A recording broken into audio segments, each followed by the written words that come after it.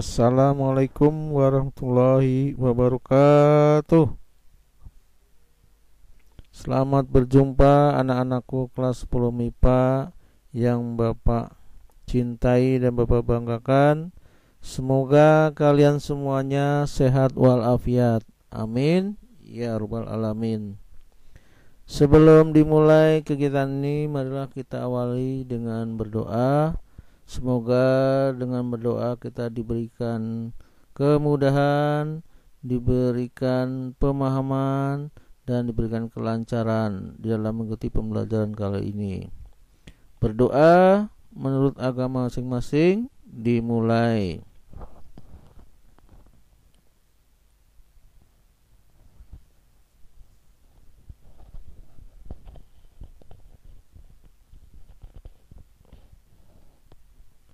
Berdoa selesai. Anak-anakku sekalian, kali ini Bapak ingin memberikan materi tentang gaya gesekan. Apa gaya gesekan itu? Mari kita ikuti berikut ini. Jadi ada sebuah benda terletak di atas lantai ya, lantai yang kasar. Nah, ini ada gerigi bergerigi ini maksudnya kasar ya. Nah, kita tarik dengan gaya F, yaitu ke kanan, maka akan timbul gaya yang menahan. Apa gaya yang menahannya? Ternyata arahnya berlawanan arah dengan gaya tariknya ya, F-nya ke kanan, gaya yang menahannya arahnya ke kiri. Nah, inilah disebut dengan gaya gesekan ya. Nah, karena bendanya belum bergerak, makanya disebutnya masih gesekan statis ya, gaya gesekan statis. Di sini ada garis gaya ya, garis gaya normal, yaitu garis yang tegak lurus dengan bidang-bidang atau lantainya ya. Nah, ini garis gaya yang terus dengan dengan lantainya, ini disebut dengan gaya normal ya. Ini disimbolkan huruf N ya, gaya normal. Ini N ini normal. Kemudian ada berat benda. Berat benda ini arahnya tegak lurus juga terhadap bidangnya, itu W ya. Simbolnya huruf W. Nanti W itu adalah sama dengan M kali G. Nah, inilah namanya gaya gesekan. Kita beri keterangan gaya gesekannya. Ini gaya gesekannya adalah gaya gesek yang menghambat benda sehingga benda tetap diam atau benda tepat akan bergerak. Nah, tepat akan bergerak ya. Jadi belum bergerak nih, mau bergerak saat akan bergerak. Nah, disebut dengan gaya gesekan statis atau statik ya. Diberi simbolnya Fs, F-nya kecil ya, S-nya statis ini ya, Fs, S statis atau statik. Rumusnya adalah Fs gaya gesekan statis sama dengan mu, dibaca nih mu ya, mu s atau mu s, kayak huruf U ya, kayak huruf M juga, M Latin. Mu s dibacanya, mu s. Ini adalah koefisien gesekan ya, koefisien gesekan statis mu s dikali dengan gaya normalnya ini N ya. Jadi mu s koefisiennya dikali dengan gaya normalnya. Ini nilai besarnya gaya gesekan statis. Sedangkan gaya gesekan yang terjadi pada saat benda telah bergerak, nah disebut dengan gaya gesekan kinetik atau kinetis ya. Simbolnya huruf F kecil, kemudian ada huruf K-nya, K-nya kinetis, jadi FK. Nah, jadi kalau sudah bergerak bendanya, maka ada gaya gesekannya berubah menjadi gaya gesekan kinetik atau kinetis. Rumusnya adalah FK gaya gesekan kinetis sama dengan mu K ya, koefisien gesekan kinetik dikalikan gaya normalnya ya, kalikan N. Nah ini untuk rumus gaya gesekan kinetis, yaitu koefisien gesekan kinetis dikalikan normal atau mu k dikalikan N. Keterangannya, jadi mu s itu koefisien gesekan statik, tidak ada satuannya. Mu k adalah koefisien gesekan kinetik ya. Ini sudah bergerak, statis belum bergerak. Kemudian N itu gaya normal, yang ini tadi gaya yang tegak lurus dengan bidang datarnya. Kemudian W adalah berat benda ya, berat benda ini ke bawah, ini simbolnya huruf W besar ya. W adalah massa kali gravitasi M kali G. Oke, kita lanjut. Kesimpulannya apa? Kesimpulan gaya gesekan statis dan gaya gesekan kinetik, yaitu gaya gesekan statis atau S adalah kesimpulannya gaya yang bekerja antara dua permukaan benda yang saling bersentuhan dan arah geseknya berlawanan arah dengan arah gerak benda sesaat sebelum benda bergerak. Jadi ada gaya yang bekerja antara dua permukaan. Jadi permukaan benda dengan permukaan lantainya ya, saling bersentuhan. Dan arah geseknya tadi berlawanan arah dengan gaya tariknya. Ya. Sesaat sebelum benda bergerak. Gaya gesekan kinetis atau FK adalah apa? Yaitu sama dengan pengertian gaya gesekan statis, tapi pada saat bendanya sudah bergerak. Jadi kalau sudah bergerak, nah itu jadi gaya gesekan kinetis ya, atau FK. Nah ini bendanya, ini gaya normalnya, kemudian ini berat bendanya, dan ditarik dengan gaya F ke kanan. Nah kan timbul gaya gesekan. Gaya gesekannya arahnya berlawanan arah. Jadi F S ya kalau belum bergerak. Jadi gesekan statisnya berlawanan arah dengan gaya tariknya. Jadi kalau gaya tariknya ke kiri, di Fs nya ke kanan ya, ke sini ya, berlawanan arah. Jadi saling berlawanan. Nah rumus Fs tadi adalah mu Fs sama dengan mu s dikalikan N. Rumus untuk FK adalah FK sama dengan mu k koefisien kinetis dikalikan dengan N. Nah contoh benda, contoh benda yang ditarik ya dengan gaya, kemudian akan menimbulkan gesekan. Sebuah benda bermassa 9.000 gram diletakkan pada bidang datar yang kasar, mendapat gaya datar 45, ditarik 45 ya. Jadi koefisien gesekan kinetiknya sudah bergerak nih 0,2 ya. Tentukan percepatan gerak bendanya. Jadi ada benda ditarik dengan gaya F nya 45 dan berat masanya 9.000 gram ya, gaya normalnya. Nah diketahuinya massa 9.000, G nya 9.000 gram dijadikan kilo ya, dibagi 1000 berarti 9 kilogram. F nya gaya tarik 45, koefisien gesekan kinetiknya 0,2, G nya 10 meter sekon kuadrat. Ditanya A nya atau percepatan bendanya setelah bergerak ya, karena tadi diam dia ditarik jadi bergerak. Nah itulah percepatannya, berapa percepatannya. Jadi rumusnya, jadi kita lihat, kita cari dulu berat bendanya M kali G, kemudian kita cari juga FK nya. FK ada rumusnya mu k dikali N.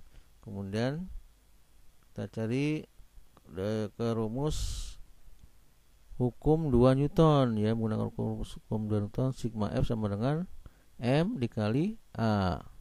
Nah, sigma F ini adalah jumlah gayanya, kita jumlahkan. Gaya F dengan FK nya kita jumlah.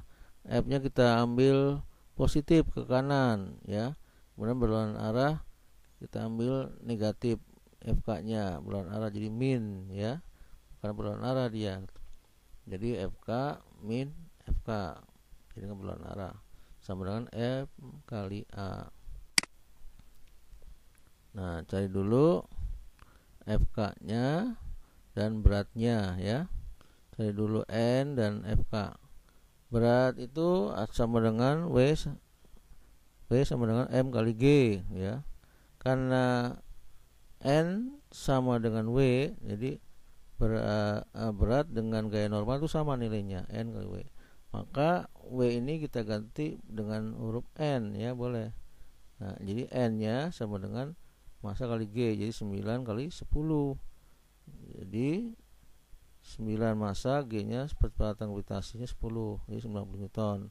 Dan FK rumusnya mu K dikali N ya, ini kali N, jadi 0,2 mu K-nya dikali N-nya tadi kita dapat 90 dari berat bendanya 90. Jadi 0,2 kali 90 dapat 18 Newton. Nah, baru kita masukkan ke percepatan benda dengan menggunakan rumus hukum kedua dari Newton, sigma F sama M kali A. F min FK ya, dari jumlah gayanya kali A. Nah, ini hasil perkalian, jadi lawannya perkalian pembagian, jadi A sama dengan hasil dibagi pembaginya ya.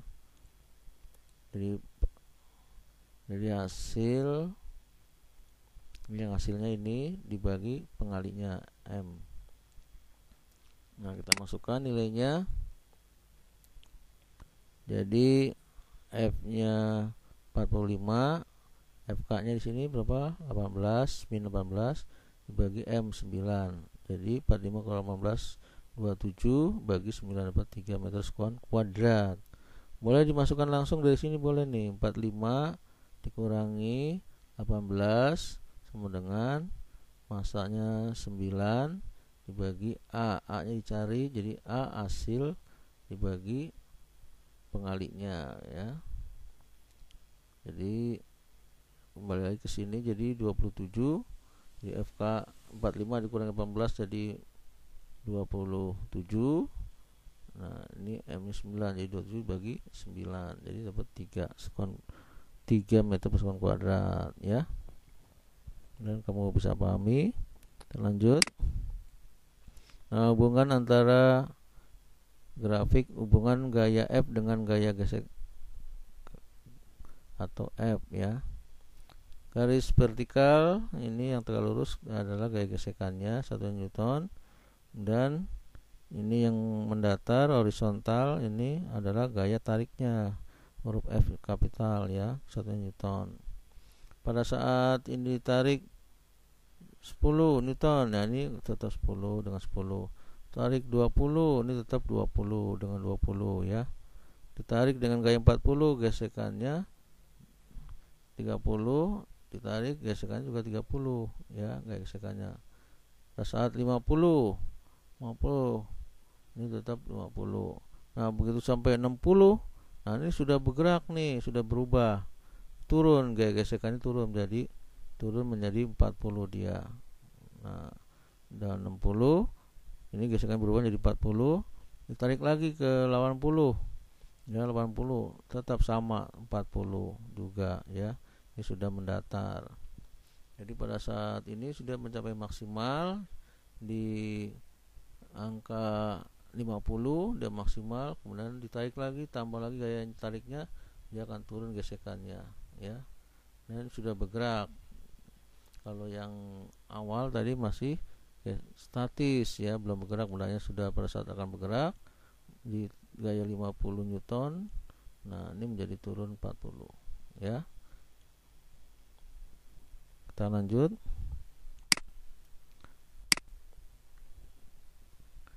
Sebutkan keuntungan dan kerugian serta berikan alasannya terhadap gaya gesekan dari beberapa kasus berikut ini. Nomor 1, kasusnya gesekan alas sepatu. Kategorinya menguntungkan atau merugikan? Ayo. Menguntungkan ya. Mengapa alasannya? Alasannya adalah jadi orang tidak jatuh. Nah, ini penting. Kalau tidak ada gesekan, ini akan licin. Nah, akan merugikan nanti kalau tidak ada gesekan ya. Justru karena ada gesekan di alas sepatu maka menguntungkan, jadi tidak jatuh. Yang kedua, kasusnya gesekan pada mesin. Menguntungkan atau merugikan? Merugikan ternyata ya, karena mesin akan rusak. Yang ketiga, gesekan ban mobil. Menguntungkan, kategorinya menguntungkan atau merugikan? Menguntungkan ya, sehingga mobil alasannya mobil tidak slip jadinya ya.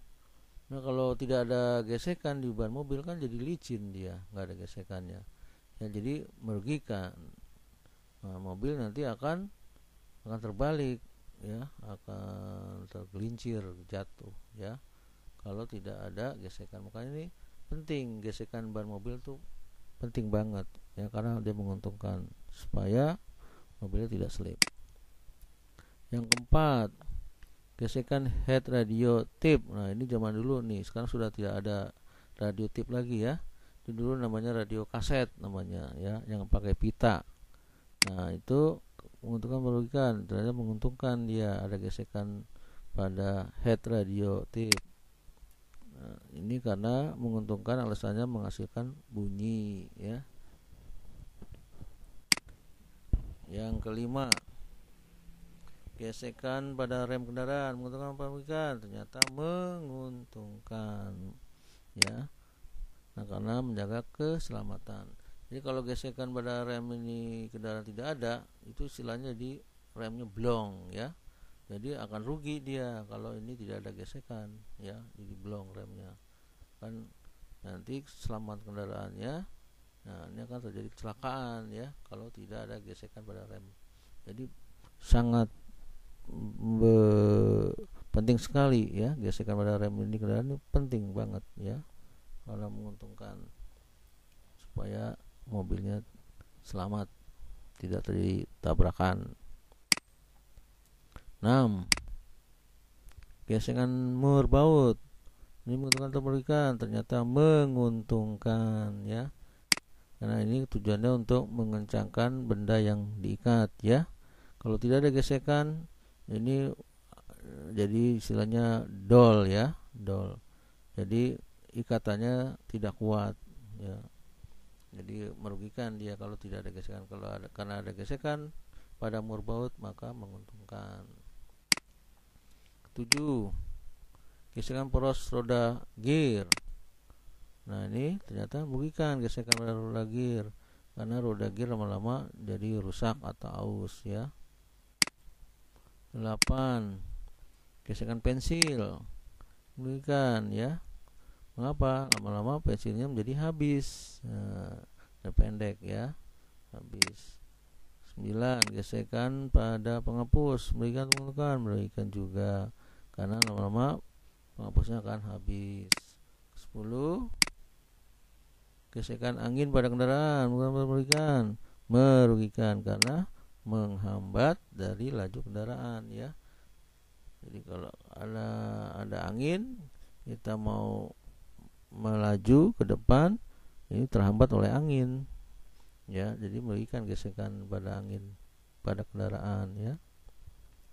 Kita lanjut. Nah, sekarang batas kecepatan maksimum yang diperkenankan ya pada kendaraan saat melewati tikungan. Jadi kalau kamu melewati tikungan, berapa batas kecepatan maksimumnya? Nggak boleh lebih. Kalau lebih nanti mobilnya akan terbalik atau kendaraan akan terbalik. Nah, ini suatu mobil bergerak ya atau kendaraan di tikungan dengan sudut kemiringannya theta derajat. Nah, ini vektor-vektornya yang bekerja. n sin theta yang mendatar, yang vertikalnya n cos. Ini mendekat dengan sudut, dan ini depan sudut n sin. Ini berat bendanya, berat kendaraannya m kali g, ya W sama dengan m kali g. Bagaimana rumusnya? Rumusnya adalah kecepatannya sama dengan akar dari mu s koefisien gesekan statis kalikan g percepatan gravitasi dikalikan r, jadi jari-jari tikungannya ya. Atau percepatan sentimetalnya bagaimana, yaitu g percepatan gravitasi dikalikan tan atau tangen theta, tangen sudut kemiringannya ya. Keterangannya adalah V itu kecepatan kendaraan meter per sekon, yang ini AS, yang ini ada percepatan sentimetal ms kuadrat satuannya, kemudian mu s ini koefisien gesekan statik, kemudian r jari-jari tikungan yang ini ya, jari-jari tikungan, dan g percepatan gravitasi meter per sekon kuadrat, biasanya 10 meter per sekon kuadrat ya. Jadi batas teman maksimum kendaraan saat melewati tikungan ini ya, V sama dengan akar mu s dikali g dikalikan r nya. Kita lanjut ke contoh soalnya. Sebuah mobil berjalan di tikungan memiliki jari-jari tikungan 200 meter dan koefisien gesekan antara ban dan jalan 0,4, berarti ini koefisien gesekannya ya 0,4, serta percepatan gravitasi 10. Tentukan batas kecepatan maksimum saat mobil melewati tikungan tersebut. Nah, diketahuinya R-nya 200 meter, mu S-nya 0,4, G-nya 10 meter sekon kuadrat. Ditanya V sama dengan meter per sekon kuadrat ya. V-nya berapa? Meter per sekon. Jawab. Rumusnya tadi V sama dengan akar mu S ke G kali R. Kita masukkan angkanya sama dengan akar dari mu S-nya 0,4 ini, G-nya 10, ini R-nya 200. Jadi 0,4 dikali 10, 4 dikali 200 jadi sama dengan 800 ya. Akar 800 adalah 20 akar 2 ya. Jadi 400 kalikan 2 ya kan, 800. Jadi akar 400 itu 20, akar 2 tetap ya, meter per sekon. Atau dihitung 20 kali akar 2 sama dengan dapat 28,28 meter per sekon ya. Oke, cukup sekian dan kamu bisa pahami ini ya. Terima kasih atas perhatiannya. Semoga ini bermanfaat. Mohon maaf bila mana ada perkataan yang salah, dan berucapkan Assalamualaikum warahmatullahi wabarakatuh.